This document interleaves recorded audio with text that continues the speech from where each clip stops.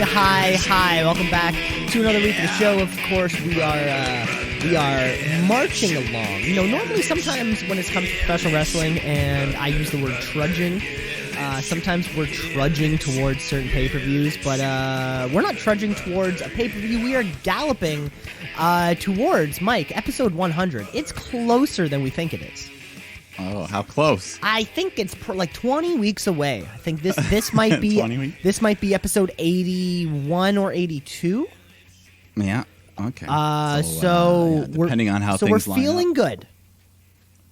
Feeling good. We're on the road. Good. We're on the road to episode 100, and of course we got a great show coming up for the rest of this show. You know, I love it when we can just kick back, kick our shoes up, and not worry about a pay-per-view coming up. Yeah, at least in the traditional sense.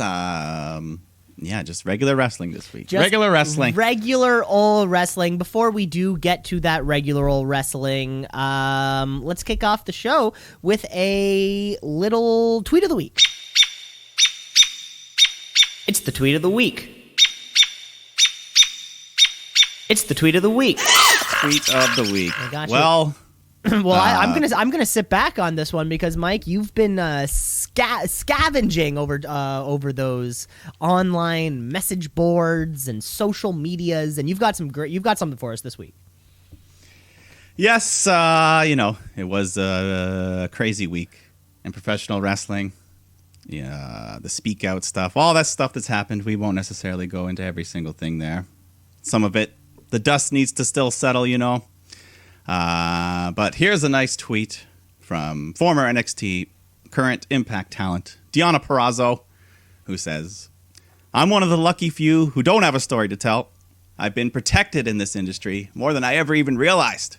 But I've been reading, I'm listening, I'm standing strong with my sisters who have stories to tell." So very nice, supportive tweets from Deonna Purrazzo. Just something nice to hear, eh? Something nice, you know. It still addresses the situation, but it's like, all right, we can get through this together. I'm with you. I believe you. Yeah, there it is. And there it is, you know, snatching the belt from the CEO of All Elite Wrestling, Mr. Tony Khan, who I've noticed. Have you noticed this too lately? They say his name a lot on the show.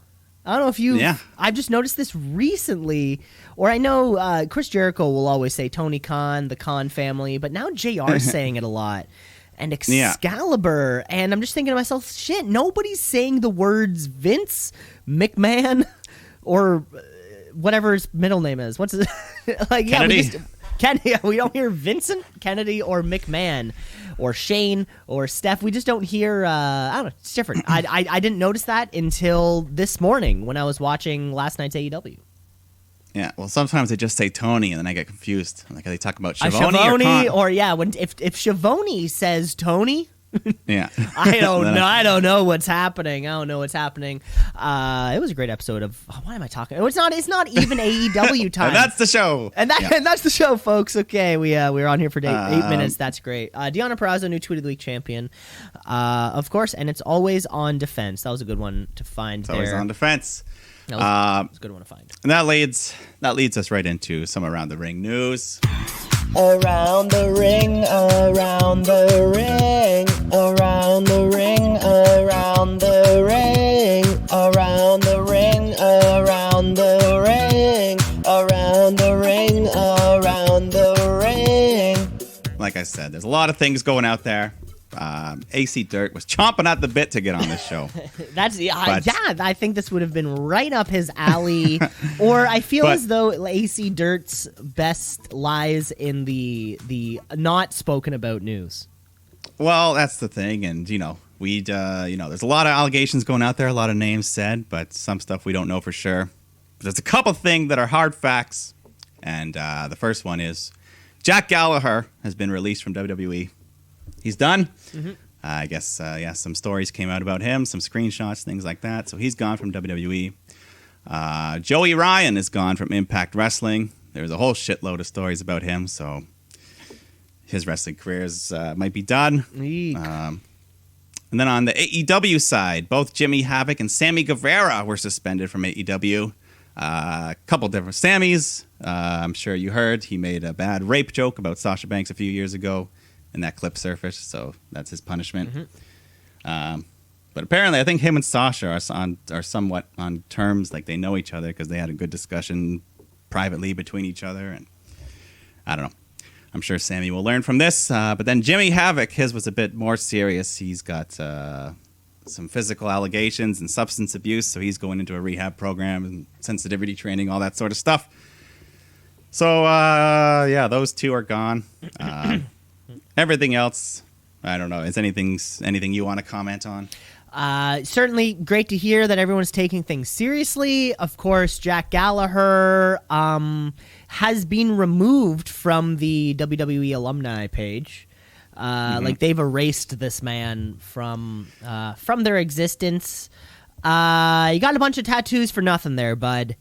That's what I got to say about that. Joey Ryan, heard the exact same kind of things. I know PWG has canceled their Twitter account or whatever. I know he turned off his Twitter account. Yeah, I think, and it's odd I'm sure as a I don't know. Because his character is the weird sex. It's like a porn. Yeah. This character's a porn star. So I wonder. I hope as though things were taken out of context. It's hard to say. There's a lot of smoke on that one. A lot of smoke. And I'll tell you. He was fired, so I mean, I'll tell you. Some of the other guys. But I'll tell you who wants like it. we said, the dust has not fully settled. And the Guevara thing, you are right. I did hear that this was many years ago that it happened. 2016. And then and then since then, him and Sasha Banks apparently did talk about it, have a conversation. Yeah, I think she gave him a good old mother talk. She's like, listen, Sammy boy, this is how you treat women. And that was one of her comments this week of just like, we had the discussion that what he did was wrong.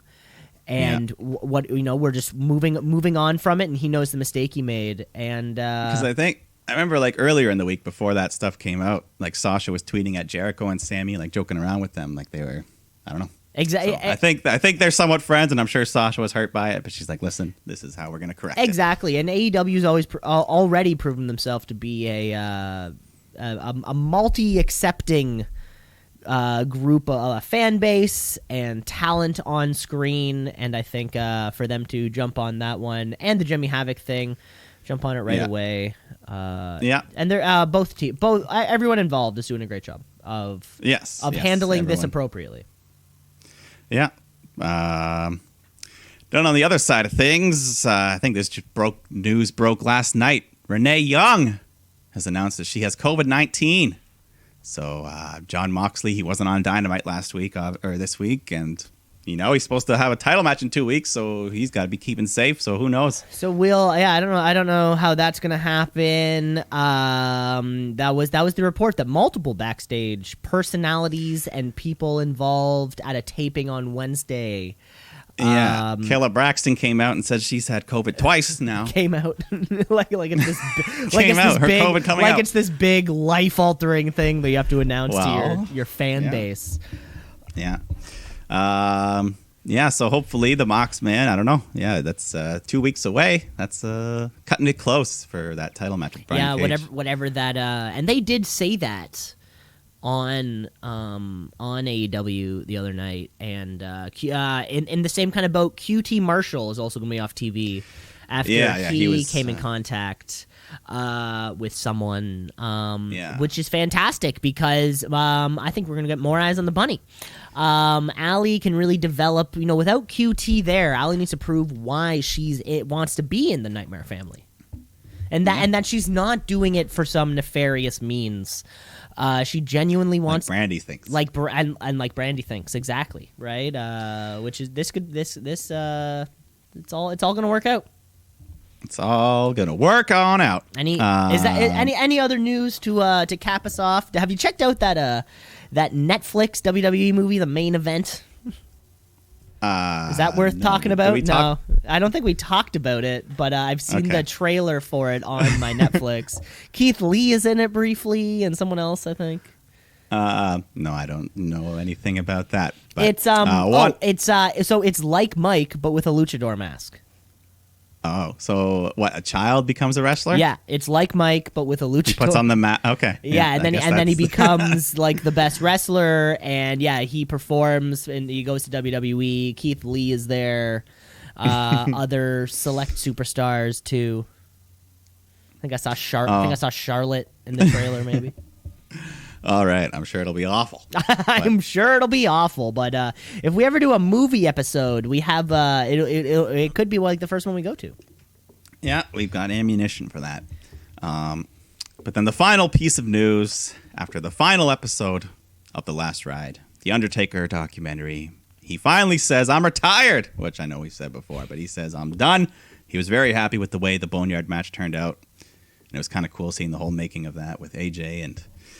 Yeah, he's like, it was the match I wanted. We got the positive fan response. I rode off on my bike, so that should be it. But then at the very end, he's like, Vince McMahon might always want to break that emergency glass, though. You never know. But yeah. Break the emergency glass. You're right. If you always got to wonder when the time to step away is, and I think out of the past 4 years of Undertaker, this has seemed the most appropriate. Certainly, his loss to Roman, that wasn't the way to go. And then he did. No. And then did you do Cena the next year? Yeah, and that was just a really quick match. And that wasn't the way to go. And then of course he had the whole hoopla with Goldberg, which wasn't Mania, but well. And then it's like you're trying to work for that better note to leave on, and it was the best way you could have. Yeah, it was great. And the whole story, just AJ like calling him up and asking him and things like that. It was a lot of fun to hear. Well, I should watch that last episode. I don't have that WWE Network subscription, so I'll have to. You can find a way. I can find a way. Yeah, I'll watch that last episode. It certainly looked like fun. Yeah, it's great. It was a fun ride. The last ride. The last ride was a fun ride, and that concludes our news for this week. We took a little trip around the ring. It's always fun to hear a little bit of news happening. Yes. Well, let's start kicking off our wrestling week. Because we have. What do we have going on this time? A new champs? No. We got everything. Debuts, title matches. Debuts, you're right, because it's Friday, baby. It's SmackDown Live. Friday Night Live. Okay, folks, it's Friday night. It's time for SmackDown Live. It used to be on Tuesday, but then I think it was on Friday before, though. No, wait, we used to film it on a Thursday and then release it. It's just SmackDown Live. Friday Night Live. It's a Friday Night Live. Yeah. My favorite night of the week, of course, because Daddy's home. I prefer Saturdays, but that's okay. The Papa Bear has returned to the hibernation section. His cave. There you go. That's what I was looking for. Because, of course, as we know, this is the house that AJ Styles built. And what better way to kick off this week's SmackDown Live than with the man himself, AJ Styles, celebrating his recent WWE Intercontinental Championship victory. Yeah, he's coming out. He's got the whole locker room at ringside. And he's like, hey, everybody, this is as close as you're going to get to my title. And then he says, hey, Daniel, get in here. You should be the one to present me with the title. So Brian gets in the ring, and AJ just says, put it around my waist. And got to give Brian credit. He's a good sport. He obliges. Mm-hmm. But then Brian just cuts a promo. He says, put over these guys who are hungry for the guys around the ring like Shorty G, Grand Metalik, Big E. Let's get these guys an opportunity. Then AJ just claps back saying, you got to earn it. But you think you're going to just be handed number contender? I don't know. Anyways, AJ's running his mouth until eventually, Matt Riddle's here. Bro. He comes out. The crowd's all into the bro. He goes to introduce himself, and AJ's just like, I know who you are. I just see a guy with no shoes in my ring. So, Riddle says, you call yourself the face that runs the place? Well, I'm the bro that runs the show. So AJ cheap shots Riddle. He fights back, and we get a match. We get a match right here. Right here. And now. The announcer goes to say it's for the title, but then AJ grabs the mic and goes, oh, no, it's not. So he says, I don't know if you've seen the sign. No shirt, no shoes, no championship title match. It's great comedy from the Great comedy from the Southern Boy. Southern Boy. But yeah, great match. Riddle looks awesome out of the gate. Huge kicks. Yeah, it wasn't quite a lumberjack match, but everyone was outside of the ring. There, but it wasn't a lumberjack match. Yeah, so yeah, commentary says they stuck around because they want to see what the hype is about with Riddle. And yeah, it was a great match. Both men delivered. Styles shoves Daniel Bryan at one point, goes for the phenomenal forearm, but Riddle just catches him, hits the Bro Derek, gets the big win in his debut. After a near 40-minute classic last week, AJ Styles lost a little quicker than his previous match, but that's what you do. You put dudes over when they get to the main roster. Yeah, and Daniel Bryan is still involved in there. So. Yeah, Daniel Bryan, and of course, this leads for a whole new group of shitty people. Baron Corbin and Matt Riddle, of course, something that's going to get run into the ground, I'm sure. Matt Riddle can make his way. He's on this title picture. I've been curious if they're going to do if WWE will start kind of doing an open challenge every week, the same way, Cody's been on 3 weeks in a row now, I think, of defending. Maybe AJ could be that guy on SmackDown, giving opportunities to Grand Metalik, Shorty G. He sounds like he doesn't want to, though. Kofi Kingston, all these guys. Yeah. Well, that's what Bryan wants to do, but AJ's like, nah. I guess that's a good point. The open challenge is not a heel move. Not usually. Not usually. Yeah, that's a good point. But hopefully he doesn't get a choice. Hopefully there's no choice. Either way, it's great to see Matt Riddle on the brand that I probably prefer him on, I think. So, as we were saying, Matt Riddle, you're great. Great debut. Then after that, I think there was a quick match. Shorty G beats Mojo Rawley, so nice to see Shorty win. And nice to see him on TV. And nice to see Mojo survived the releasing. I didn't really remember. Well, yeah, because he was buddies with Gronkowski. They needed him, I guess. Good For a point. little bit. Then Miz and Morrison come out for Miz TV. And they're just complaining more about Braun Strowman and Otis. And then they bring up their guest, Mandy Rose. And then they just ask her about Sonya and call her a terrible friend. And they bring out their surprise guest, Sonya Deville, who's got a new look. She's got this cool, black suit. Yes, I like it. She's been wearing more and more black clothing in the past few weeks, I've noticed. Yeah. Evolving her character. Yes. I like it. Moving on. But Mandy's just like, what are you doing? I'm done with you. And Sonya says, you wish. You get the spotlight every week. Doesn't deserve it. If it wasn't for Miz and Morrison, I wouldn't even be out here. So Mandy's just like, leave me alone, blah, blah, blah. They go back and forth. Anyways, they start swinging at each other. Mandy gets the better of Sonya. She runs off. And that's about it. The, using Miz TV to kind of get this segment rolling. They still need to have that singles pay-per-view blow-off match, I guess. I guess they still do, right? It's because they've been hating for a while now. Yeah, and looks like Ziggler's gone from SmackDown, so she's on her own. Oh yes, Ziggler moved in that AJ exchange. The future considerations didn't take too long. He was the nice. Future considerations and him and Rude and Cash, which is still not a good deal. And Bobby Roode. Yeah. Ziggler and Rude for AJ. I'd still rather have That's AJ. not a good deal. No. But then we get a quick match. New Day takes on Lucha House Party, which is always nice to see them whenever they get a chance. With Bayley and Sasha on commentary. Yeah, just doing their comedy, just being crazy. New Day win. Cesaro and Nakamura come out and attack them. So I guess, I don't know. I got nothing more to say. You don't know what happened, of course. Yeah, I guess they get in Michael Cole's face. Sasha be like, "What are you gonna do, Michael? What did you do?" I don't know. I guess so. Shinsuke Cesaro, our team to freshen up the SmackDown Tag Division. Of course, I don't see the Forgotten Sons coming back anytime soon. No. But New Day Lucha House Party, I feel was though a match that out of all the tag connections, never seen it. Yeah, so it was fun to see for a little bit. So much rarer. It'll be great. We'll have Cesaro and Shinsuke running their own show without Sami Zayn leading them, forcing them down the throat. Yeah, so I don't know. Hopefully they can do something. Just something. Just with them. something. Are they the champions right now? I can't remember. Yes. New Day? Yeah. New Day. Yes. Okay. Oh, that took me a sec. That took me a second. We have to do that. You have to think about who all the champions are, and it's always one of the tag belts, which is going to lose me. Yeah. Except for the women's tag belts. Except for the women's tag belt, they're hot matches. Hot belts.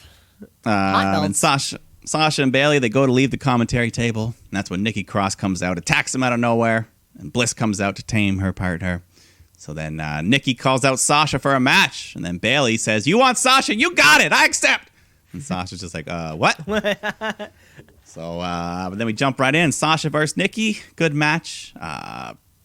Bit of a crazy. Nikki did like a tornado DDT to Sasha.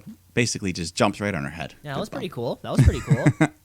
But Banks survives, hits the Meteora, and she holds on to the pin and gets a very close 3 count.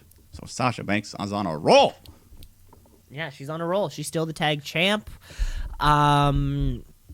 That's all we got. That's all we got with that, right? I mean, we know our Bailey Sasha breakup is imminent at this point, but there are a lot of women back there vying for an opportunity at Bailey's title, right? Alexa Bliss, Naomi, Lacey Evans. Throw Tamina in there. I still like her. You're a number one fan. I like her. I like Tamina just because I feel like she's the Nia Jax we all want. The safer, yeah. She's the safer. She got a good super kick and a splash. I don't know. Like everything about her, I just kind of thumbs up on my end. Yeah, I'm fine with her. Dana Brooke. We need more Dana. Sure, why not? Freshen it up, baby. Freshen it up. Carmella, where's she been? Nah, I'm okay. I don't know. We can sit back. Let's not get too crazy here. Okay. But she's Naomi's partner. Oh yeah, what are they called themselves? They had a name one time. Glow. Yeah, Glow. Glowwalker. Glowmella. I don't know. I don't remember. But then the final segment of the show, the new Firefly Funhouse. And Bray Wyatt just talks about what he's learned while he's been gone and, losing to Braun Strowman. But he realizes he went about it all wrong. And then Strowman just comes down to the ring and he says, "Bray, our chapter's over. This is over." So Bray says, No. This is just getting started. And then we see a bunch of old clips of the Wyatt family. The original Bray Wyatt shows up with his old Cajun swamp Hawaiian outfit. The fedora.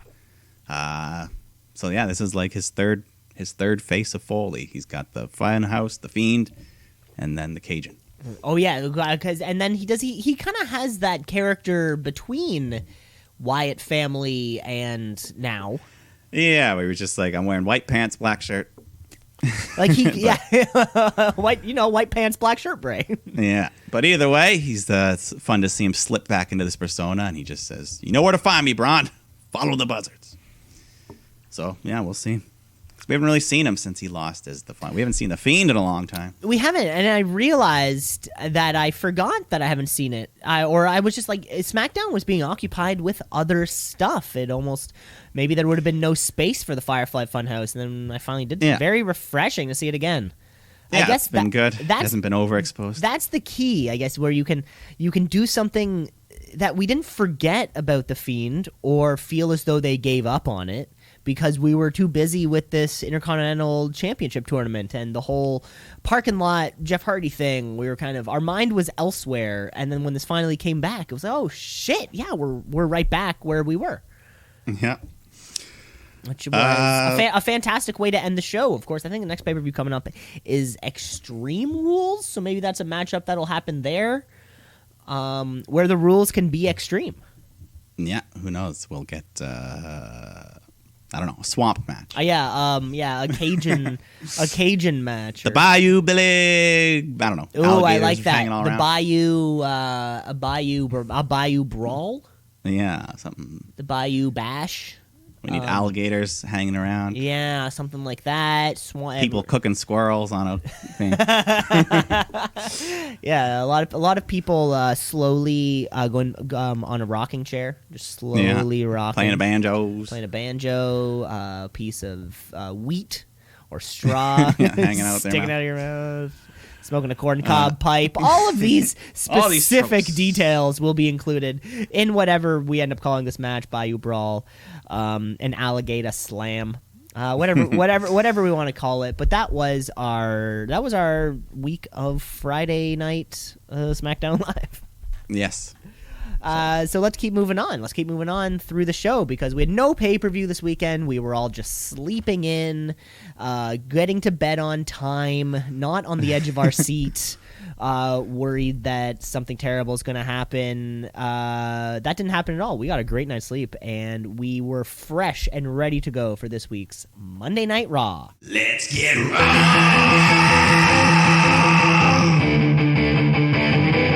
Let's get raw.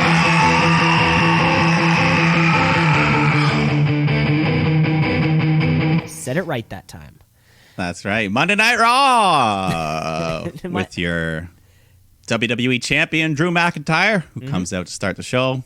And he's, in case you don't know, he says today is Championship Monday because we're going to get a series of title matches. And, you know, I defended my title in that tag match last week, so I'm looking to the future. And that's when Dolph Ziggler comes out. Like we said, he is the future consideration in the trade, so he's part of Raw officially. And he just cuts a promo on Drew, and, you know, you're the champ because of me. I want what I'm owed, a WWE title match at Extreme Rules. So Drew just says, you know, you're an entitled jackass, but I need an opponent. So it's official. And there's our title match. There's our title match. It was that easy. Weren't these guys just best friends not too long ago? Yeah, like a year ago, partners. Right. For a little bit. Right. They were partners for a little They might have even been tag champs. I think when Dolph Ziggler was IC champion, Drew was kind of like his bodyguard. Yeah. Lackey. But yeah, I guess it's a stopgap before SummerSlam for Drew. It's a stopgap before SummerSlam for Drew because the real question is who on that roster is up to the challenge. You know, we have this great mid-card program, everything to do with Seth Rollins and Rey Mysterio. This great mid-card program that's not for a belt, and we're still super intrigued. Yeah, so I guess that'll be that's your Extreme Rules. There you go. Who knows how extreme it'll be? If they can add a step, we'll see. They probably will. The rules have to be extreme. Yeah, so we'll see.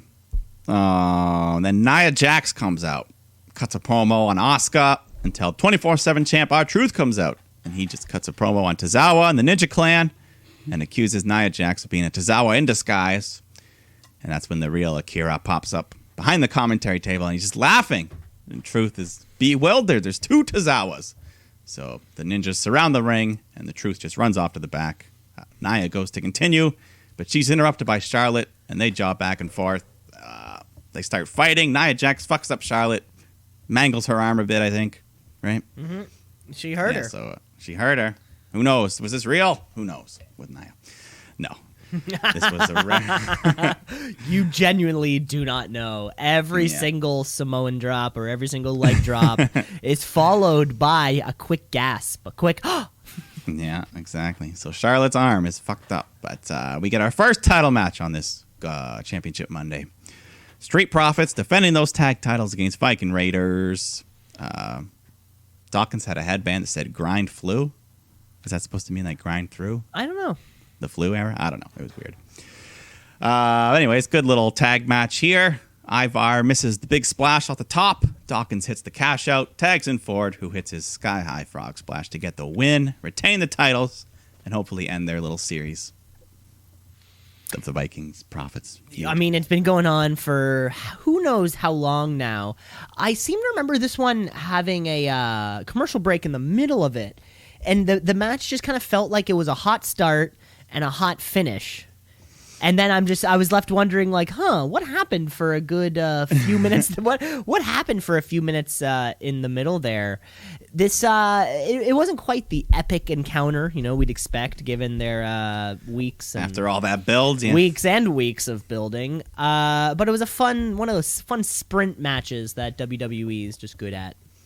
Yeah, I think there was a spot where they were all doing cartwheels and shit. Yeah, they do that kind of cartwheel thing. It's always funny to see a heavy person or a person who you wouldn't suspect could do cartwheels who can confidently do a cartwheel is always fun. Yeah. Then we get Asuka versus Charlotte Flair for the Raw Women's title. But like we said, Charlotte's arm's a little banged up from earlier, but she still puts up a good fight. Asuka fights back though, kicks out of a big spear, and then she eventually gets Charlotte in an armbar. Charlotte tries to lift her up and powerbomb her, but Asuka just pops right back into the Asuka lock. Smojo's going crazy, and Charlotte taps out. Big win for Asuka. Big. But I love Samoa Joe again. Oh, Look at that arm! He's going for that arm! She's got it! Oh, just stay on commentary, please, Samoa Yeah. Joe. Love it. Like maybe what I wonder, how can we get to him directly? Just send him an Instagram message like, "Hey man, I think you're great. Yeah, we love everything you're doing. Please stay on commentary. I just don't want you to get hurt." Like it's just like I want you to keep doing what you're doing For your safety. For your, it's just for your safety here. This was another just fucking Asuka Charlotte classic. Their in-ring chemistry. First time Asuka finally beat Charlotte. And cleanly. Clean? Yeah, she tapped her out. She got revenge. tapped her out seemingly, right? Of course, having Nia in that weird, messy 24/7 segment earlier on, certainly we need to build the excuse for Charlotte to lose. I said it. We need to make it up an excuse for Charlotte to lose. And allegedly, this is also an excuse for Charlotte to have a minor surgery done on her arm, so it's like an actual procedure. But hopefully, don't keep her up. Oh, that's so sad. I think she'll be. I think she can still make SummerSlam. Is what I've heard. Certainly, Well, my next thing was going to say the only part, Asuka beat Charlotte cleanly for the first time. Charlotte was beat cleanly, fucking ever. And yeah, it would have been. It would have been great to see that moment occur on a pay-per-view, because it is just not something we see very often. But I get, and unfortunately it might also mean keeping Charlotte away from that main event picture, which means more time for they call her the Destructible Force. Isn't that what they call her? The Irresistible Force? Nah, we'll call her Destructible. Yeah, they call her anything. Yeah, because she destroys. Because she destroys lots of shit. Yeah, unfortunately it might mean Nia gets another go around. Where the rules are extreme, I picture this stipulation being called "You Must Seriously Injure Them" match. Which is a match where you have to seriously injure them. So Nia's got a big advantage. Nia has a huge advantage over Asuka in this particular category. Hopefully we'll see. We'll see how extreme that gets. Then we get a promo from Edge, just talking about just another big serious promo from Edge. Just losing at Backlash, tearing his tricep. But you got no idea what you done, Randy. You woke up the evil. You woke up the rated R superstar. So we'll see. He had a great line somewhere in there where he was saying, because of you, like I couldn't lift up my daughter on Father's Day to give her a hug. Or he said something. Said something really, really heartbreaking. I was like, oh my God, Edge can't pick up his little daughters. About his dad, just like Cowboy Bob Orton shooting blanks, yeah, there was a couple good lines. A couple heartbreaking lines in there. It was a good long. It was like a 5-minute promo. Just Edge talking to the camera. He knows what he's doing. Bringing back this, his newest returned character was probably close-ish to maybe who he was before. Of course, he immediately turned face the second he showed up at that Royal Rumble. Yeah. So who knows? Maybe he'll go back to a little resurgence of a previous gimmick. More slimy, more gritty. Gritty. He's already over as hell. So have him do anything really. That's like the AJ thing. It doesn't really matter. Like do whatever you want. Yeah. Just AJ, Daniel Bryan. A couple of these guys, they can truly just kind of go in and out, and we're like, yeah, any role, any time, any match, and we're just like, yeah, sure, I don't care, go for it. Yeah. But we got another championship match. We got R-Truth defending his 24/7 title against Akira Tozawa. But before it can even start, Lashley and MVP come out. They take out some of the ninjas, and Tozawa just runs and hides under the ring. And then Lashley locks in the full Nelson on R-Truth, just leaves him laying out, and they leave. So Tozawa scampers back out from under the ring, pins Truth to win the 24/7 title. And with his group of ninjas, the big ninja was not here this week. I didn't. Yeah, I would have noticed him. We all would have noticed him. But some keen listeners at home have pointed out that two of the regular ninjas were Tony Nese and Isaiah Swerve Scott. Oh, really? So who knows if they were just filling a role, if they're actually going to become part of this ninja group. This new ninja group. Tozawa has had the strangest last 6 months. Couple months. Yeah. He's been... Where he went from getting wins in a cruiserweight tournament to immediately losing. Yeah, He had jobbing out. He was in the 24/7 picture before. Remember there was a whole Santa Claus bit somewhere at Christmas time. I think he won it for a day and lost now it. he's doing this Yakuza ninja, but he's had such a crazy 6 months. And he's jumping right into it. He's full in on the comedy. He's making the goofy faces. He knows what's he's up. going full on to the comedy act, and then whenever he will be asked to put on a great match, he can do that too. I've seen him take he's taken some shots to the face. Oh yeah, We've seen some that. big, just a straight. I remember Alistair, kick me as hard as you want. That's what it was. It was a black The mass black mass. that he just and when they go into slow motion, it's just nobody stopped anything. The chin moves and then the head follows. Oh my god! So it's going to be fun to see Akira Tozawa for We're liking it. for the next little while. Yeah, of course. Little Ninja Clan. It's a lot better than what he was doing. Let's give it a name. Let's give them some more maybe Karate Kid style segments. Maybe. Yeah, some lore. Exactly. Let's create these ninjas, the world in which these ninjas live in, because presumably the ninjas live in the same world as the Mystery Science Theater spooky lizard thing that was in the dumpster. I guess so, yeah. Right? Which has to be the same world where, Lana and Lashley are married. It's the same world. It is. Let's just go on to some women's action here. We've got Liv Morgan taking on Natalya. Lana's on the outside With watching Lana. Yeah. She's trying to become Natty's new friend. But Liv looks great. Like to see her. Like to see more of her. But Lana gets in her face and distracts her, which allows Natalya to apply the sharpshooter to get the win. Yeah, not much to this. We seem to overlook the... was it Liv Morgan loves Lana or Lana loves Liv Morgan? Yeah, they dated. That was apparent. That was the story. That was the story. They certainly didn't bring it up in any sort of commentary here. Yeah, not at all. It's great. I pictured that would have been the last time these two women were in the ring together. I think so. Was doing this odd and uncomfortable segment for everybody. Yeah, that was. We'll never get brought up again on TV. Never get brought up again. But if it does, could I enact my skip clause? Just if they go back on it, I'm pre-skipping. We'll get there when we get there. But Ric Flair comes out to cut a promo, putting over his buddy Randy Orton for taking out both Edge and Christian within 24 hours. And, he wants to tell Orton he's the greatest to his face. So Randy comes out, says, it feels great to once again be the legend killer. But then Big Bad Big Show comes out to interrupt. He's angry. Orton just insults him and leaves the ring. That's all I gathered from that. That's all that pretty much happened. We had our. I guess we kind of had a little bit of Big Show in kind of the past couple of weeks. Yeah, he's just been hanging around. He's ready to turn heel at any moment. He's ready to turn whatever, wherever, and whenever. Is Orton Big Show in 2020 the match we want? Maybe not, but is this version of Randy Orton incredible? If he can just murder the Big Show in a couple minutes, it'd be fine. This chop out his leg, kick him in the head, boom, done. This is the best Randy Orton in years. Yeah, in years since he joined the Wyatt family. For me, I think this has been the best he's done. Yeah, I would have to, and that was the last time that he was the WWE champion. He was tag champion for a little bit there, and maybe that's going to be our Extreme Rules match. Maybe.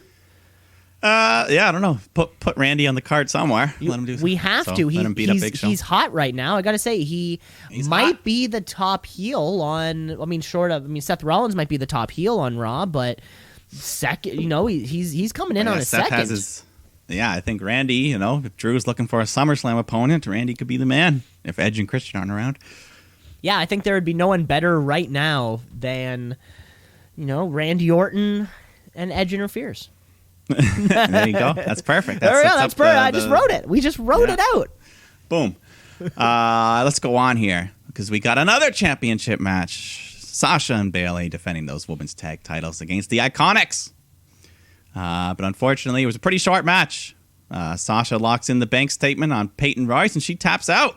So once again, Sasha doing the heavy lifting. She is, I'm telling you, she's the most on fire woman in the company, maybe in the world right now. She might be. Certainly with the departure of Becky Lynch, we've been looking for the next top woman in the company. Asuka's given us consistent, fantastic, huge matches. We love her character. But maybe Sasha's the next one to fill that void. Yeah, and after the match, they get on the mic, and Sasha says, I'm starting to feel a little jealous of Bayley Dose Straps. I love seeing my best friend happy, but I want that experience as well. So I want a title match. And she's looking right in Bayley's face. We're going, oh, God, what's happening? And then she gets right in Bayley's face and says, at Extreme Rules, I am officially challenging Asuka for the Raw Women's title. So, whoo, nice swerve. She had me going. Now, does this mean I want to just clarify the next few weeks of brand to brand invitational rules. Certainly, so now has Sasha left the confines of the tag world? I think the tag title gives you a free admission. So it doesn't have to be a tag match. So just holding it. I think so. Okay, that's cool. Because like we said, Sasha, if she's rising up to be the top woman in the company, we're going to be seeing her on both shows. Yeah. So she lays the challenge out. Asuka comes out and accepts, and then gets beaten down 2-on-1. So that's, I don't know, Sasha versus Asuka. That could be a great match. That could main event. That's my main event. That could be huge. Now they're no longer being called. They've left this boss and hug connection. Yeah, that was, I think, after they lost the first time. They lost the first time, that's a babyface thing. There's no more hugs for Bayley. Oh no, she hasn't hugged shit in years. No, I've heard this new thing of the golden role models. Have you seen this? That's what they call themselves? That's what the internet has written out, a couple things. Okay. I mean, it's not bad. Golden role models. Golden role models. Yeah, Sasha tweeted something about it, and then blah, blah, blah. So who knows? They may have a new name coming up soon. All right. We'll see. I think backstage, Liv Morgan's walking around, and Ruby Riott approaches her, but Liv just blows her off, and she's been down that road. Been down that rod. Been down that. But then MVP comes out for his VIP lounge, and he brings out potential new client, United States champion Apollo Crews. And MVP just tries to recruit Apollo some more, but Crews doesn't trust him. He ain't having it. So Apollo then takes on Shelton Benjamin. Shelton gets a few moves in, but Crews just tosses him, hits that spin-out powerbomb, gets the win. And then MVP goes to raise his hand, but he yells at him. So Lashley comes out and attacks. Is this going to be our next, a U.S. title? U.S. title? Yeah, Lashley, he came close to that WWE, but it seems like they're pulling back. So, little U.S. title reign could do something for him. MVP had a great promo in this one. Crews. Did he call someone a thought again? I think so. That was great. Crews Lashley could be a good one. And we've been seeing a lot of this, the set for the VIP lounge. I picture like Vince was going through the warehouse where they keep all of the unused sets and previous props and stuff. And like he was doing some spring cleaning, maybe they were downsizing or something.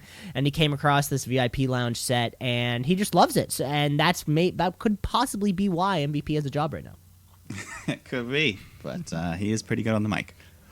He is, but we're winding down on Monday Night Raw screen time. I think it's about, it was like 10:40 at this point. Oh, you were watching in real time? No, but I was just kind of picturing how long like this calculations. Long this last seg, how long this last seg was, because it is a big return of a Raw main point at this point. Of course, Rey Mysterio came back to Monday Night Raw after his gruesome eye gouge. Was that the most recent act of malice? Yeah, that happened. I don't know. It was probably about 3 weeks. That was the eye gouge? Okay, perfect. Yeah. So Rey Mysterio and Dominic. Dominic Mysterio makes his way down to the ring also. Yeah. The family's here. They cut a promo on the situation with Rollins and Dominic attacking him last week. And Dominic just says, hey, man, this is what a family looks like. And this family wants a fight. So Rollins comes out, gives his rebuttal. His disciples come out. But then Aleister Black and Humberto Carrillo come out to take him out, even the numbers. And then the gang, they get a hold of Seth Rollins and they bring him over to the steel steps. They're ready to take out his eyeball, but Murphy, in theory, they save him before he loses that eye. And he grabs Dominic. He's ready to gouge him. But then Carrillo chases him off with a chair. So, now Rollins just needs a fourth member. We can have an 8-man tag. That's how easy it is. You just need an 8-man tag. Who's going to be the latest? Dominic's got to be in this match. He's got to be. Of course, Dominic's got to get the pin. This was fantastic. The only thing I got to say, like I was saying, this is probably the hottest angle going on Raw right now. Seth Rollins is certainly one of the top heels in the company. I'm kind of getting disappointed recently in the use of Aleister Black. Not in the sense that, he's on television, he's doing that black mask and everything, but essentially his entire aura is just kind of shot. He is no longer the creepy, smoky, speaking in haiku Aleister Black that he once was. He's now just sort of another guy who's there. Yeah, just a bit player helping out the babyface in peril. Not to say that he can't return to it, but I feel to detach himself from the situation, from his current booking, will be a lot more difficult to get him back to where he was. Yeah, I hear ya. Yeah, so hopefully, I don't know. Yeah, he needs something big to chew on. Yeah, something big to chew on. I like that. He still hasn't had that big feud yet. He's had some good matches here and there with Murphy and things like that, but he still hasn't had that big breakout feud.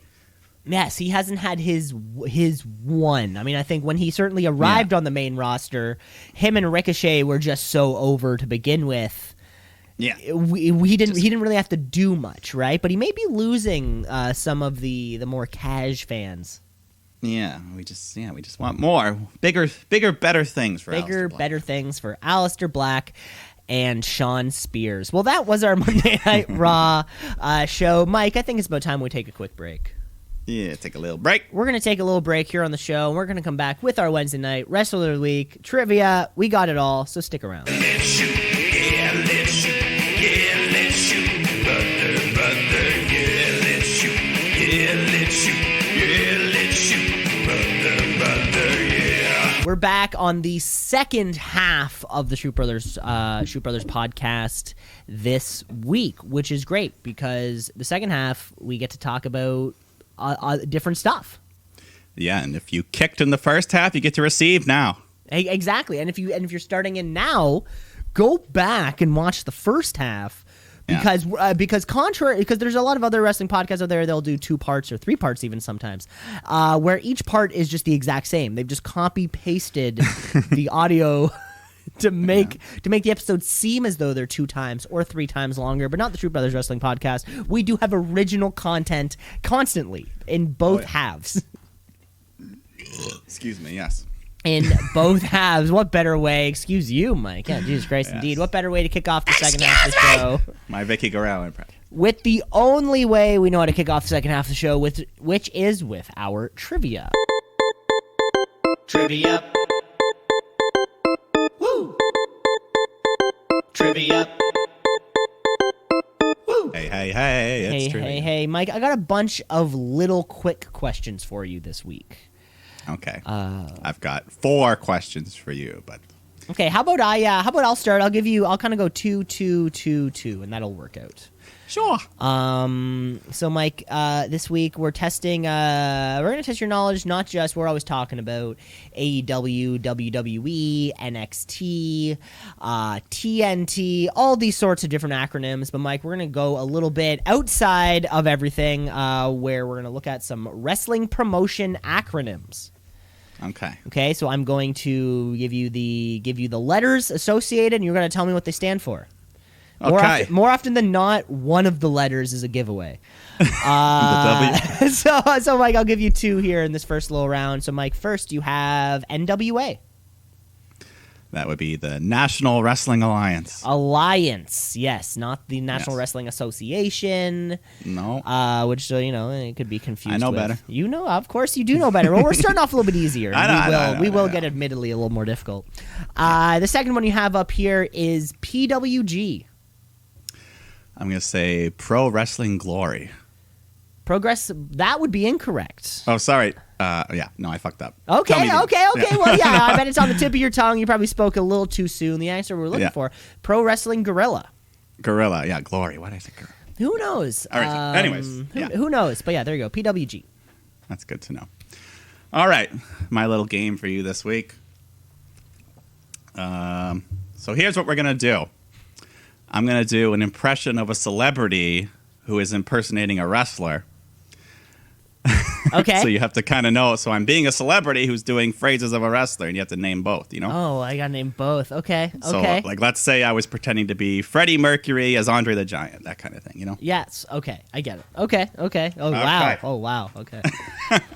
It's like a humdinger. If I don't It's like do well. humdingers. Yeah, it really is. If I It do really bad. is. Okay.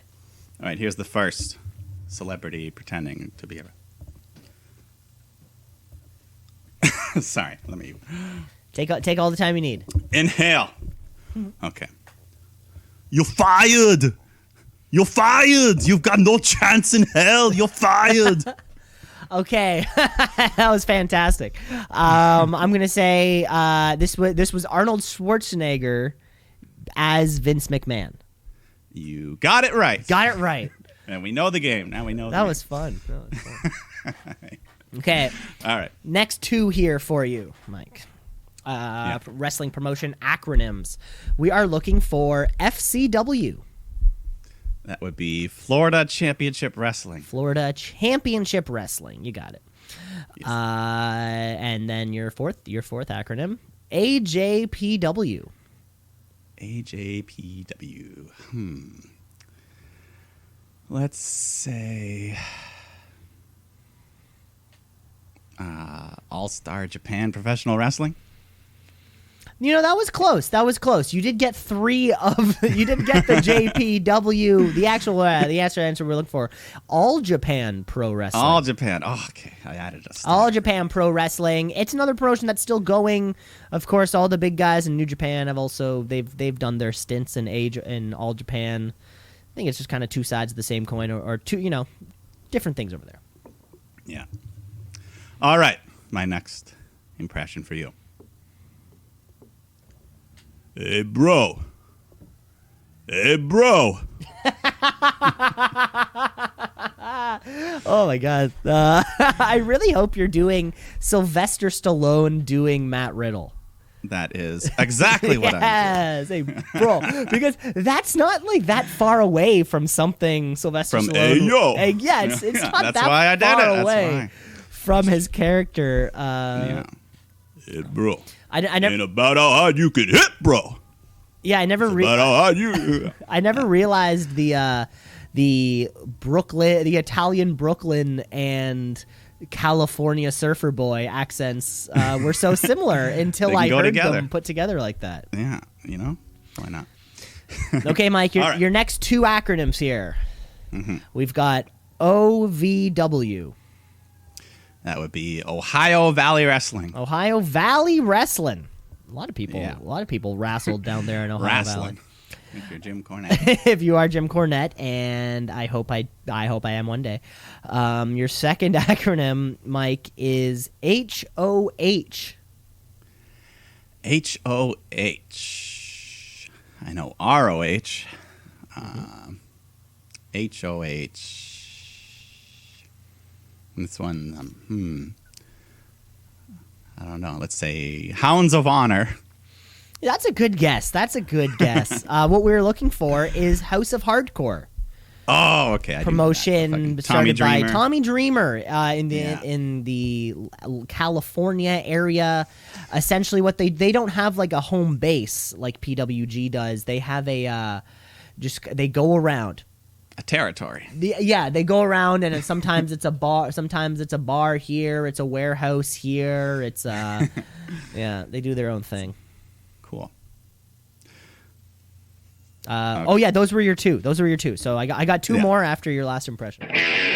All right, my next celebrity.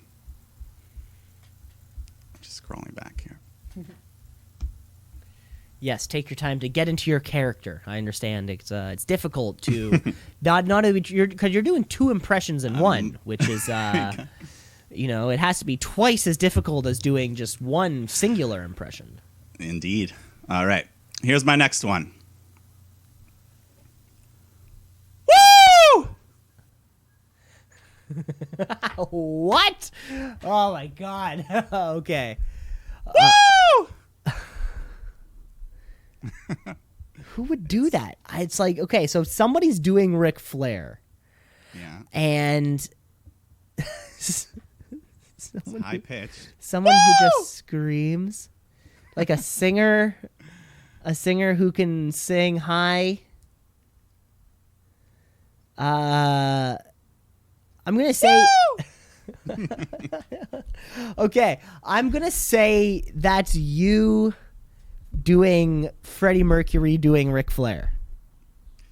You're close. I was close. But it's Michael Jackson doing Oh, shit. Yeah, I know. You are right. Instead of ho, he's doing woo. But instead of hee hee. Yeah, just woo woo. Woo woo. just one long woo. But yeah, I mean, Freddie Mercury probably could have hit that high note. But I think Michael Jackson's a bit more of a. He was the hee hoo. He says ho. He says ho. Ow. He says ow. He says who. He says hee hee. He says ow when he grabs his crotch too hard. That would hurt. I know. I agree. Ow!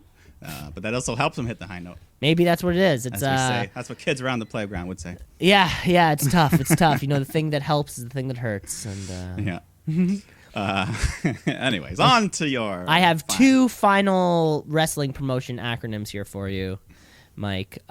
First is WCPW. WCPW. I'm going to say World Class Professional Wrestling.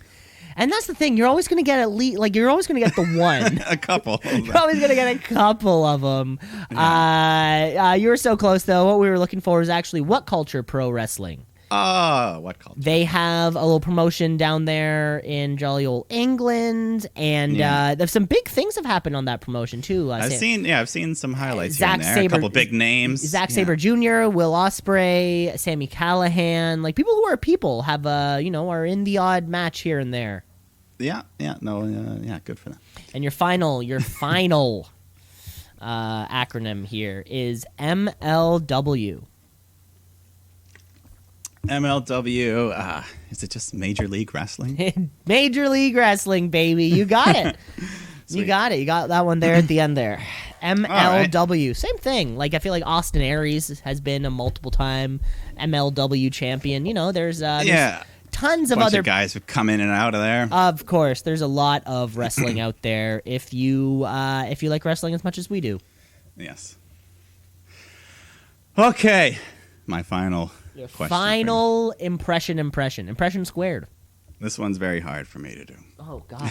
Okay. Well, I mean, it's emotional. Both, everything, the character, the voice, it hurts my throat. But hopefully, I can do it good. Yeah, I'll try to answer it quickly then. Yes, but let me do the full quote. Of course. It's a bit of dialogue here. Oh shit! Dialogue.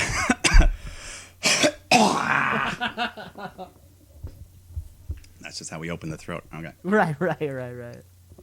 Here we go. I am going to eviscerate you. Let me start over. I can't hear it. Okay. I am going to eviscerate you and put you into a box 6 feet underground.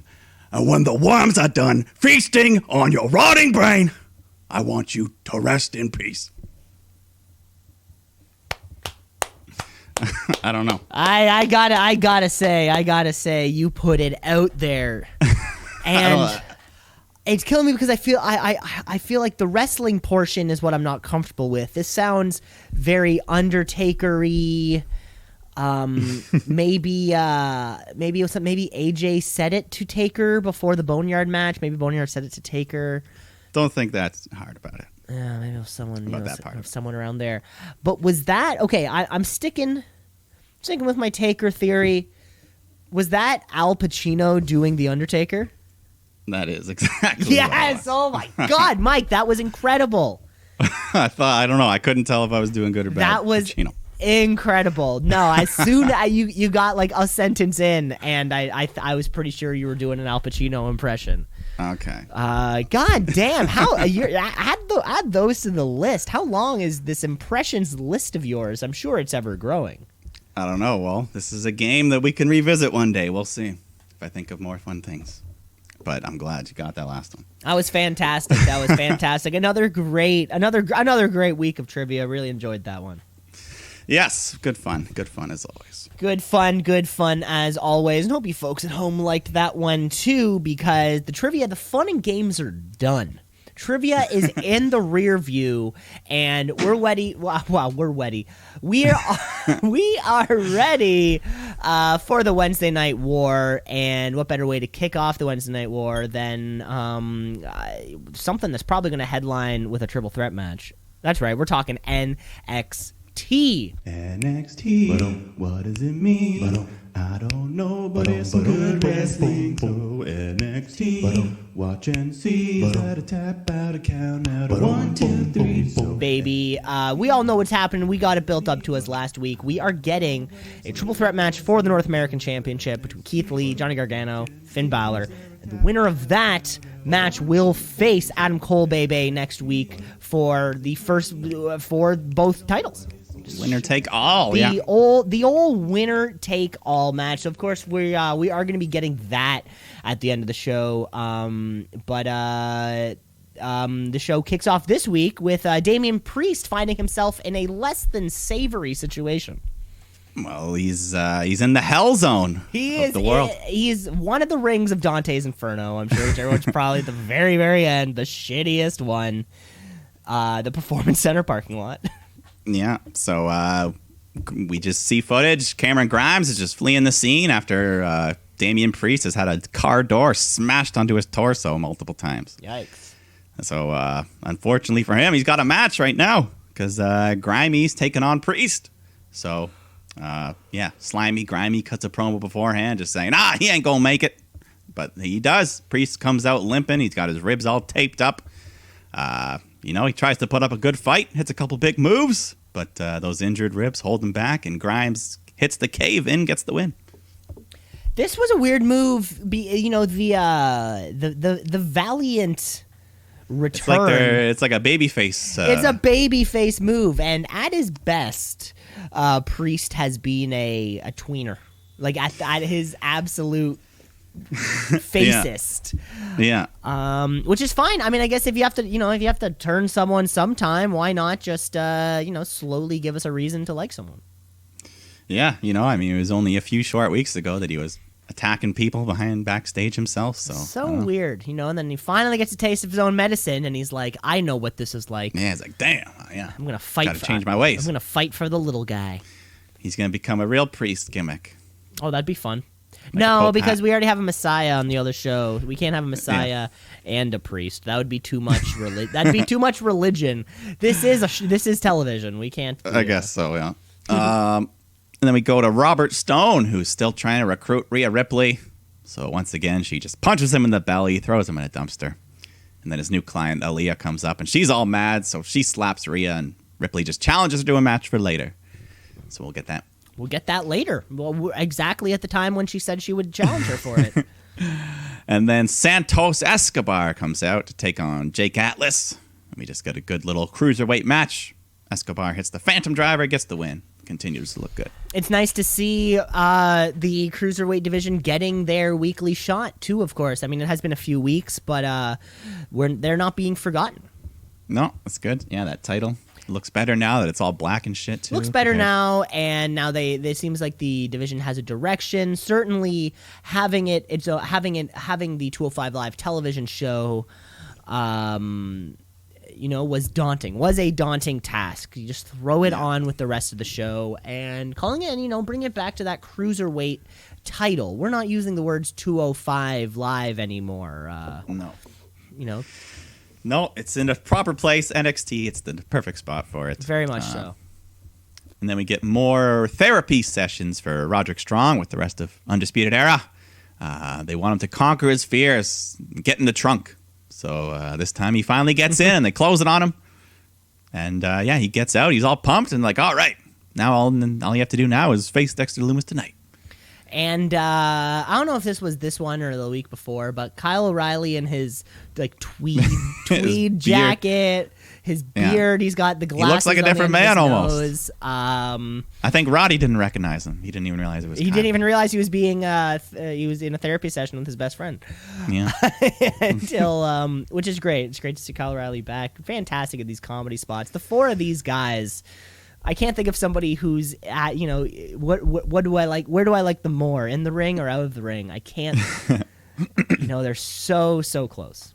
They've got that vibe. Mm-hmm. Then we go to Caden Carter teaming up with Casey Catanzaro to take on Dakota Kai and Raquel Gonzalez. And this new team of Casey and Caden, they look good. We're 2 weeks. We're 2 weeks in a row now. Yeah, they're super athletic, but neither of them have the size of Raquel, who just catches Casey like she's nothing. She's fucking just holding her up with one arm in a powerbomb position, and while she's holding her, big boots Caden Carter, and then just slams Catanzaro down with the one hand. Very impressive, Raquel. But then she tags in Dakota to finish the job, and she applies her little wing clipper submission. Still don't think they've named it, but that gets them the win. But I think the real, I think the Catanzaro Caden Carter thing was the best part about this match. I like it. And a good, they have a good little team together, build some momentum, and who knows, take some kind of open title opportunity for tag belts. I feel like this is how you do it. The tag belts have been on NXT recently, so why not keep it coming? Yeah, so sure, why not? And then Karrion Kross takes on Bronson Reed. Big bad Bronson. He gets a couple moves in, but then Kross just turns it around, slams this big guy all around the ring like it's nothing, and then locks in his sleeper hold to get the tap out victory. Yeah, Karrion Kross is wild. He's like he's the weirdest. You don't think he's a big guy until you see him with other big guys. It's just so weird. And I have no reason to not think this guy's an absolute monster. But you don't think he's a monster until you see him beside a guy like Bronson Reed. I mean, I'm sure this is someone who would probably stand toe for toe with Drew McIntyre. Mm-hmm. Like, holy shit! You're the biggest guy on this show, and it's not even close. The only thing I don't like is his scowl. The face. Yeah, his gritting teeth, it's kind of like and it looks like a pit bull smile. Where they're kind of like the underbite comes out a little bit. And like, yeah.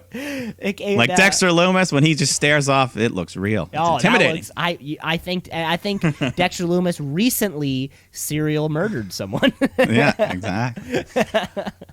But then we get that match we were promised earlier. Rhea Ripley is taking on Aaliyah, and Ripley just dominates early on.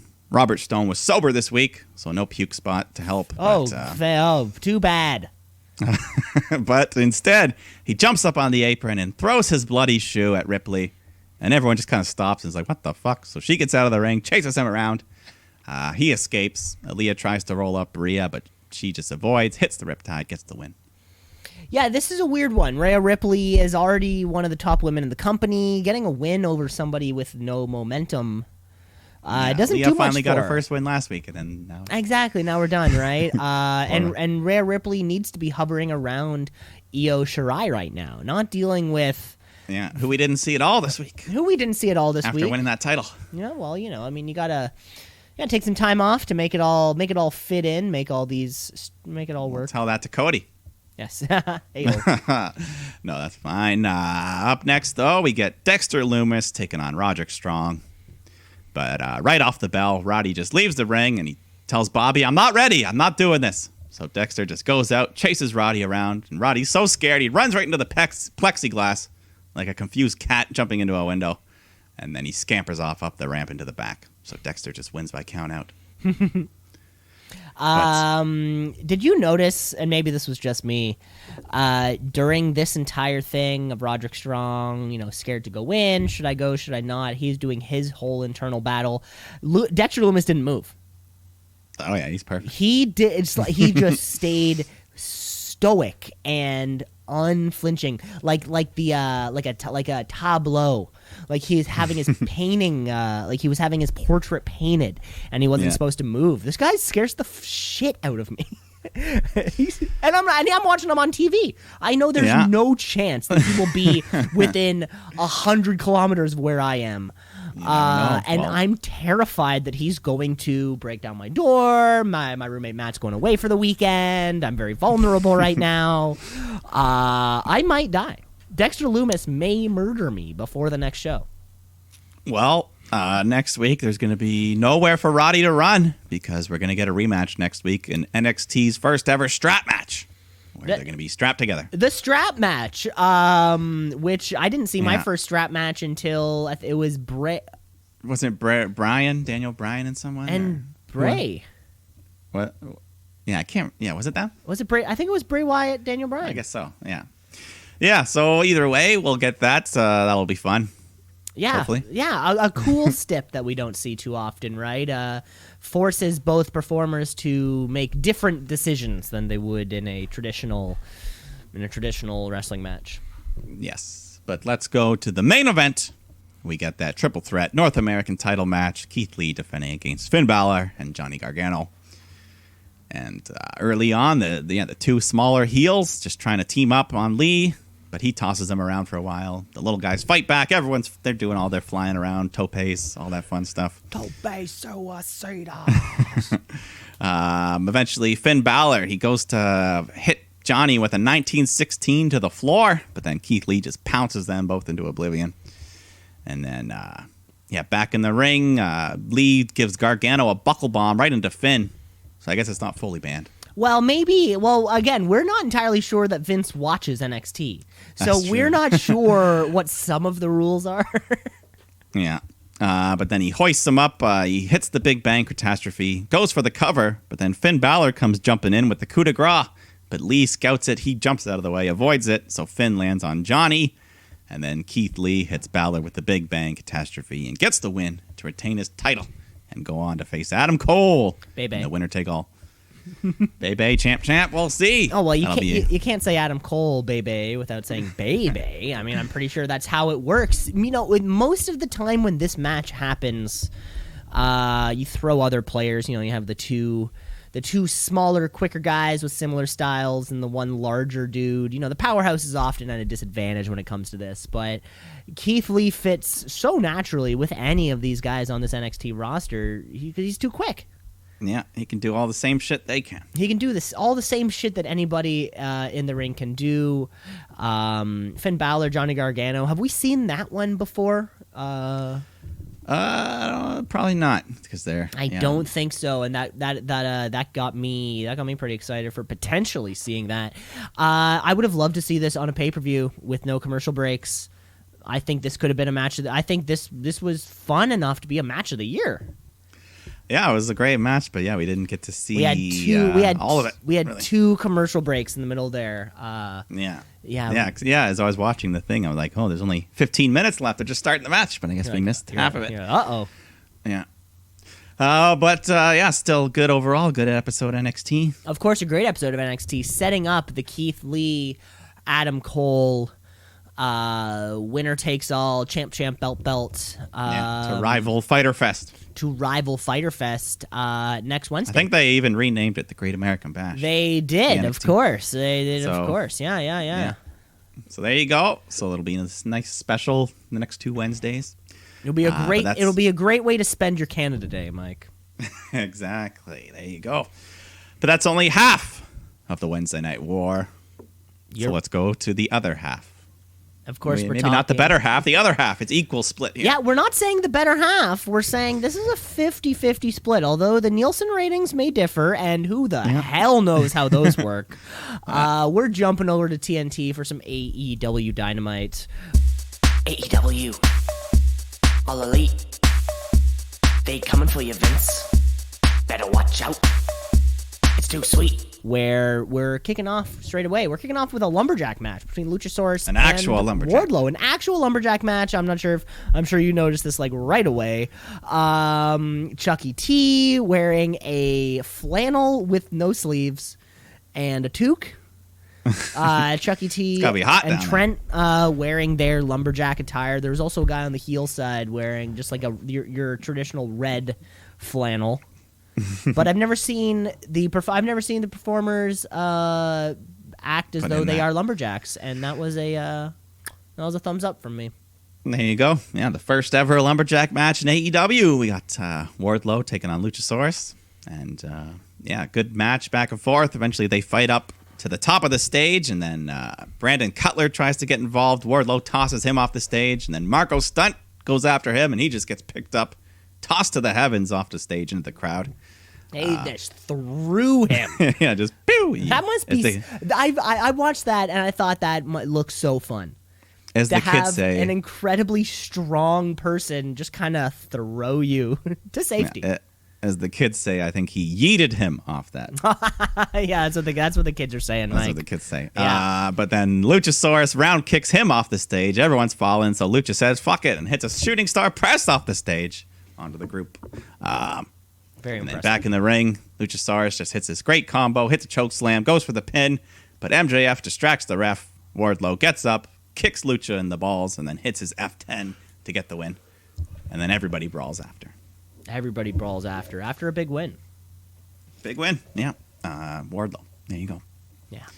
His hair always looks funny partway through the match. He starts getting all crazy. Yeah, because it's normally like so gelled slicked back. and then eventually it de-slicks itself. Yeah, he looks like a rooster. Then we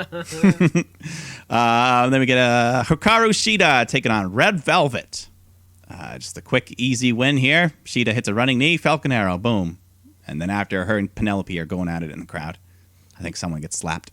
I think Penelope gets slapped. Yeah. I don't remember. All right, or there may be a kendo stick point. I don't know. Either way, I'm looking forward to Penelope versus Shida. Yeah, that's going to be our women's championship match at Fyter Fest. Yeah, next week. And then we get Cody and his whole crew. They hold like a press conference, UFC style, just kind of fielding questions. And then Hager and his woman show up, and she splashes Cody with water. And that was it. That was about it. This was oddly less effective than I felt it. For your big go-home title. Yeah, I don't know. Yeah.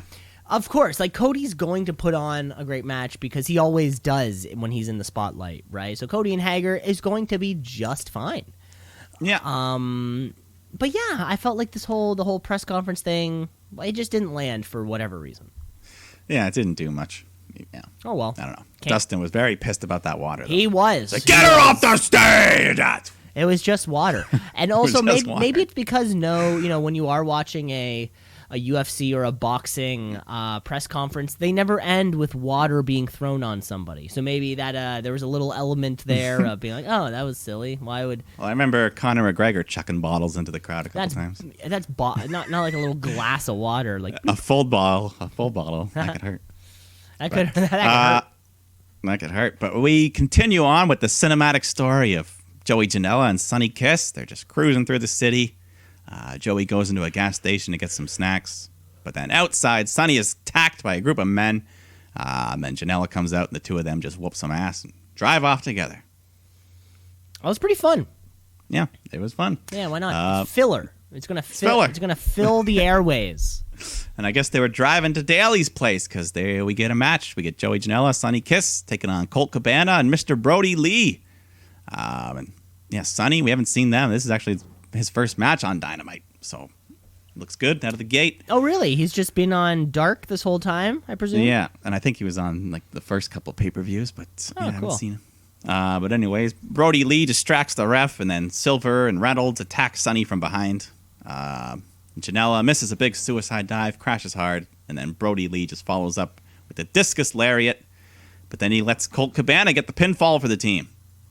So Colt, he's still kind of hesitant, but he's happy about the win as he's inching his way closer to the Dark Order. And as the Dark Order is inching towards their first big recruitment. Yeah, full recruit. I think Colt Cabana we could consider a big enough full He's recruit. a big enough name, yeah. Yes. Yeah, definitely.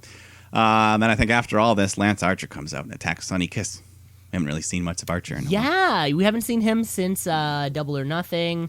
Lance Archer comes out took there. a little bit of a momentum out of him. Jake the Snake has to hold him back at a certain point. Because he's coming after, and he gives just another move to Joey Janela. Yeah, it seems like Brian Cage kind of took Lance Archer's spot a little bit with being the next big guy. I don't know. Yeah, I wonder what the plan was there. Who knows? Because they are the two kind of biggest, most dangerous dudes right now on that roster. Wardlow, Luchasaurus are kind of maybe those the slight tier under them. Mm-hmm. Then we go to some tag team action. SCU taking on FTR, and just some good old tag team stuff here. Eventually, FTR they hit the Shatter Machine, which they now call the Goodnight Express, and that gets them the win. The Goodnight Express. Yeah, and then Butcher and the Blade show up. They're in a truck.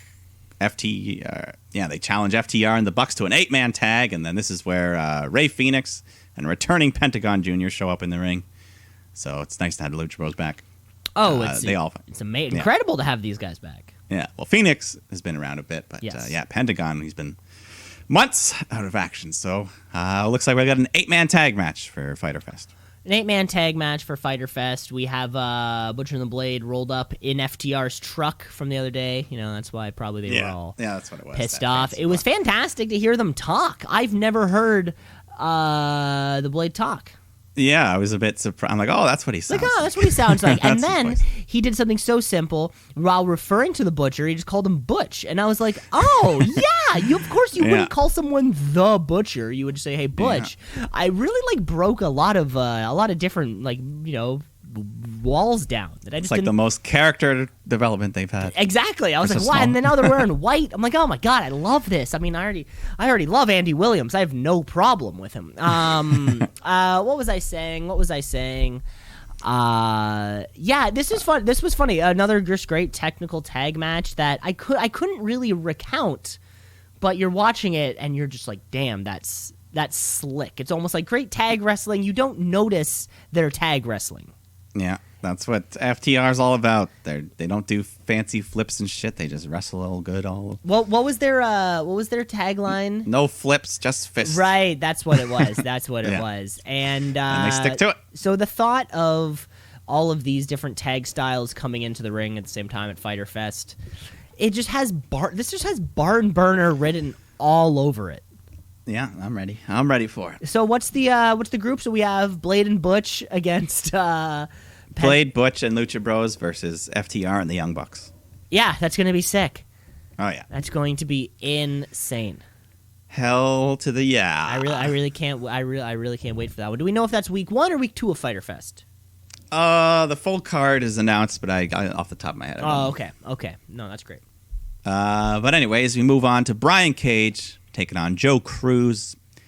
Of course, just a quick, easy squash match. Cruz tossed around, gets the drill claw, and loses.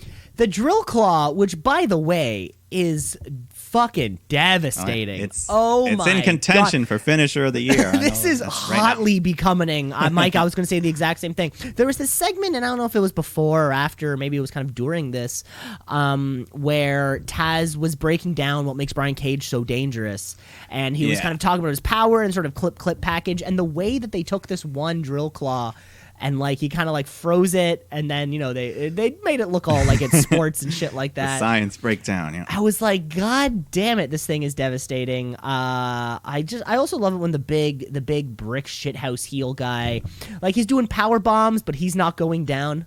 Like the way Kevin Nash used to do it, just I'm just gonna fucking throw you. Big old it looks like more painful. That's who I am. Yeah, incredible. Between the build of Brian Cage and the build of Lance Archer, AEW is kind of 2 for 2 on their last bringing somebody up.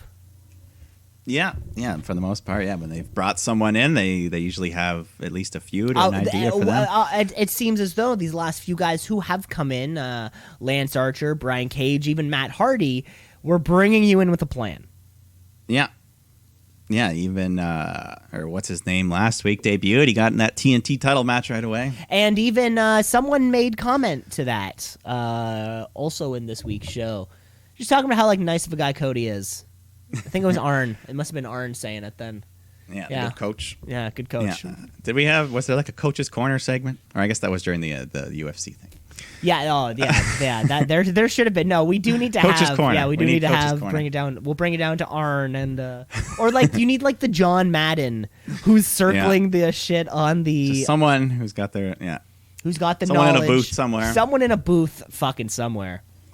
But speaking of booth, the lovely Dr. Britt Baker has kind of added some of those plexiglass walls to her. Well, of course, her golf cart. As she is, she's got a target on her back. There are too many women in this division just looking to take a piece Conspirators all after her. out of the role model. Yeah, They all everyone's want to be her. They all wish they were as talented as her. They wish she got as much attention as she does. So she's got a target on her back. Yeah, so she's in her golf cart. She's sliding notes up to Tony again, and then this is when Big Swole shows up, and she just grabs a garbage can, pours it right into Britt's enclosure. She's covered in trash, and then Reba tries to chase her off with a leaf blower. The way she just yells, Reba! Yeah, Reba! She's just squawking away. Also, this was great. Pour all the trash on her. The trash also fell on her in a perfect way too. It splashed her drink. It got in the drink too. She had an apple teeny. She was sipping on all night. Fun segment. Well, Britt Baker, she's more relevant than a lot of people who are wrestling every week. More relevant than a lot of people on TV right now.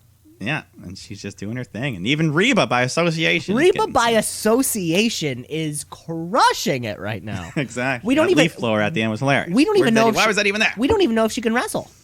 I don't even know if her name's Reba.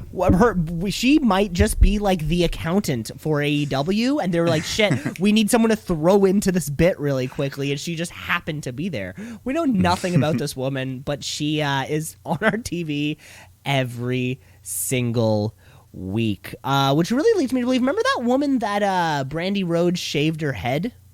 Yeah. What happened to that? That woman gave her hair for AEW. Yeah. We haven't seen her since. A few weeks later, they broke up the nightmare. I don't know, maybe she's sitting at home waiting for her hair to grow back so she can come back. She can come back. Okay, thanks, Mel. We thought you were great. How about you come back when your hair's back to below your shoulders, where it was before? Yeah. But then we were supposed to get Sammy Guevara versus Broken Matt Hardy, but Santana stepping in. I'm just loving how each week Matt just coming out as a different version of himself. He's like the Mick Foley as well. He's got all these different things. He's got all these characters. Might as well keep using them. Yeah, so he's fighting Santana. Ortiz is on the outside, causing trouble, distracting the ref. Santana hits this really cool running Michinoku driver at one point. Goes for the pin, but Hardy reverses it into his own little pin and holds on for the 3 count. And then after the match, they just beat down Hardy until Private Party come out to make the save. They're buddies now. They're buddies. Hardy and Party. The Hardy Party. Or is it Party Hardy? We're not too sure. Party Hardy, yeah, it probably works better. Yeah, we're getting there. But yeah, they're buddies, so they come out and help them.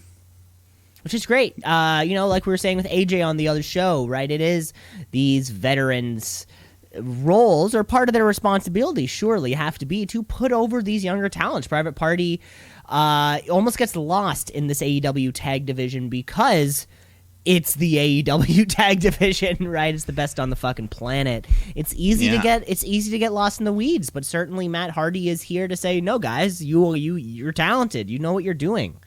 Yeah, when AEW debuted, they came out strong during that tag title tournament, and then they kind of disappeared for the winter. They hibernated, and now they're back. See, and we can kind of flow in and out of these things, and everybody just gets some screen time. We also did get this was earlier on in the show, but I do need to recount our weekly Sean Spears watch, where we did see that on an episode of Dark, he got a win But he's wearing this glove now. He's still doing his glove thing. But during his win on Dark, when the ref was attending to the other wrestler in the ring, Tully Blanchard slipped him like this little, it looked like a little metal sheet. Yeah, a little metal plate. Metal plate or something that Sean Spears put in his palm and just kind of like slapped him up the upside the fucking forehead. And then he hands it back to him. So Sean Spears is doing a lot of dirty stuff down there on AEW Dark. Yeah, I like that now they're showing some things from Dark each week, or kind of saying some results, like in the corner, like Sonny Kiss defeated. Yeah, the little ticker, and I guess I mean it makes sense. They have this other show to work with. If you're building someone on the other show, if you're trying to build their momentum, then sure, throw them on cable. You have time to fucking kill. We're all trying to kill time right now. I certainly think out of these four brands, which are all handling things, slightly differently from one another, I will have to say AEW is doing the better outside of the ring job than some of the other promotions. I'm more intrigued by I'm finding more entertainment in the non-wrestling on AEW than I am on, let's say, SmackDown. Yeah, that's a fair point. Yes, and again, each show is doing their own different thing, and some shit's working, some shit's not working, But the way AEW is presenting their product for me right now is just fucking muy bella.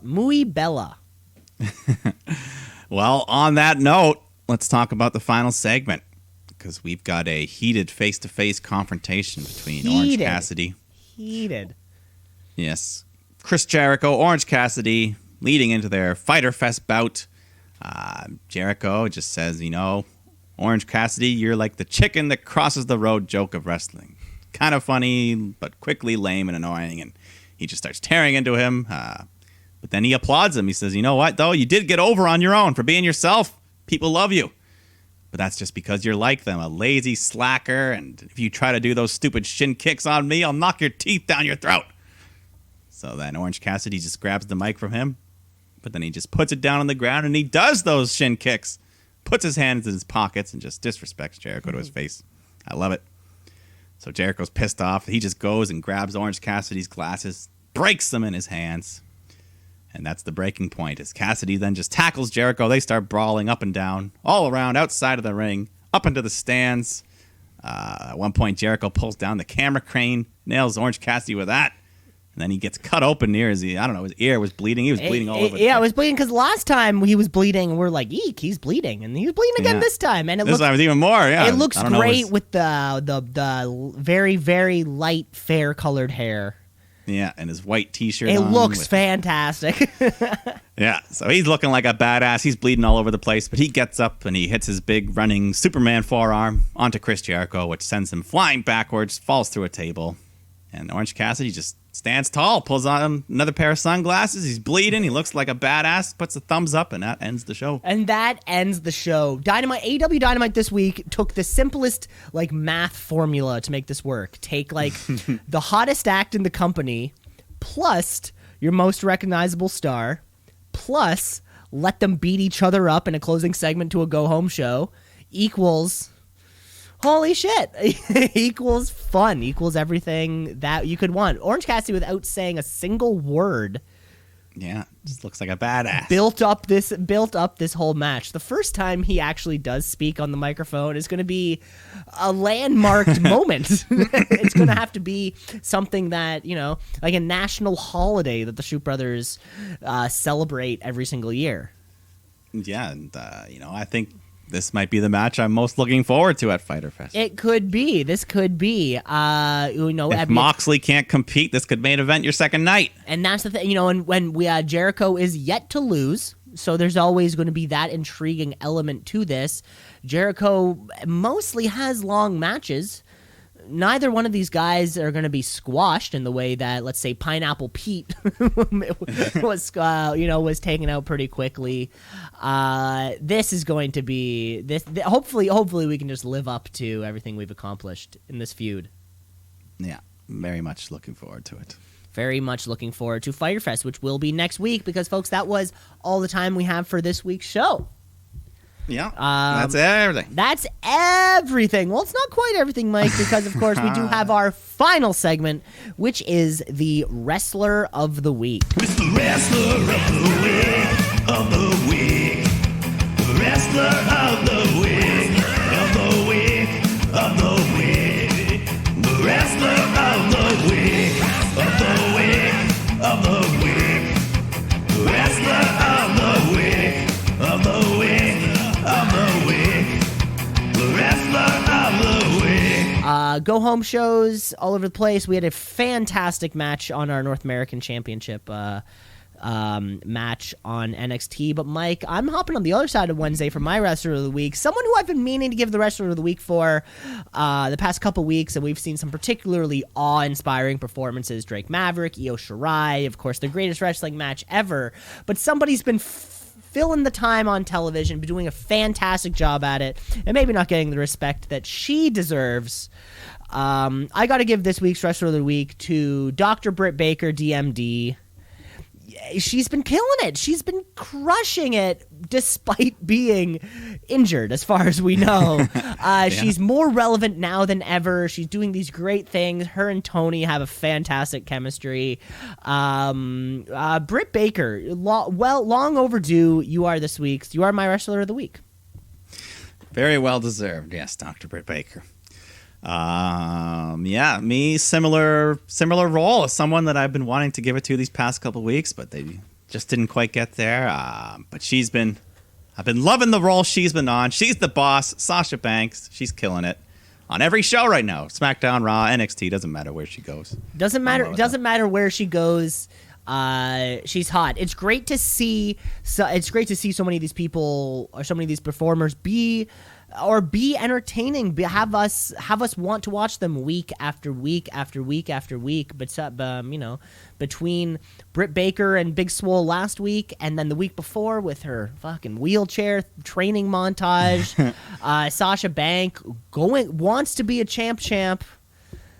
These are just great things that are happening all throughout all of these major promotions. Yeah. Then there's our Wrestlers of the Week. And that was all the time we have for the show this week. To Mike, thanks for listening, all you folks. Remember to rate, review, like, subscribe to the podcast, because we are everywhere, in case you didn't know. We're going to shift around our show schedule next week, Mike. I'm going up north cottaging with some friends. And I'm terrified because I've never been that far north. We're going like way up. It's like a 6-hour drive from where 6 hours. I've never been that far north. So I don't know what life's gonna be like. But I'm very watch out for the grizzlies. That's what I'm thinking. Well, we're not going camping. It is a cottage. I am, however, they still wander. They can still wander onto the property. Certainly. I am very much, however, looking forward to falling asleep with an open window and not hearing pretty much like the sound of sirens going up and down Bathurst every morning. There are way more sirens in the city this summer than there have been in previous summers. Last year at my cottage, which is like 3 hours away, you'd think you would get that peaceful sleep, but I opened my window and there was like a family breaking apart next door at 3 a.m. Oh, This drunken girl was just like, "You're not my father. He died 10 years ago. You'll never be my father." Oh my god! And then like the next 2 hours, people were like trying to talk this girl down and bring her inside, and she was just tearing apart the family. And I was just sitting by the window smoking a bong, listening. Just like listening in, like, oh wow. And then the next day, I'm like, "Did anyone else hear that?" My brother's like, "Yeah, what the fuck?" Oh my god! Of course, because you hear like arguing. It carries across the whole lake when you're out there. And also, it's something that you want to listen to. It's entertainment. Watching a car wreck. You can't look away. You just want to hear what they're saying, especially with such level of arguing that's so far beyond anything I've ever experienced with my family. We're not the yelling type. We're the loving type. Oh yeah, this was burning bridges and everything around. Oh my god! I hope I get to hear some of that. I hope there's a cottage directly beside us that just fucking this white trash people just blow up. That's the thing. You're in the cottage. You're drinking all day. You're in the hot sun. Yeah, it's very, very much so plausible. It can happen to anyone, really. Yeah. Well, no, we wish you well in your trip. Thank you very much. We may squeeze in a show before I leave, recounting the SmackDown Raw. We might not. We're gonna figure out what we're doing, but of course, stay tuned because you're not going to want to miss Fyter Fest, which is going to be next week. Mike, anything else you got to say to the kids at home? No, that's everything. Everything packed into this nice show here. Nice show on a beautiful Thursday afternoon, as we usually do. Mike, enjoy the rest of your day. Take care of yourself out there. All right. See you later. 2